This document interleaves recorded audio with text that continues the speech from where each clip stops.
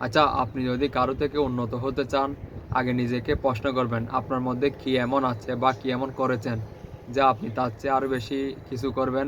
এগুলো আগে পরে নাড়াচাড়া করবেন। তারপর তার চেয়ে আরো বেশি উন্নত কিছু করার চেষ্টা করবেন। এভাবে বুঝে শুনে দিনকাল পার করবেন এভাবে।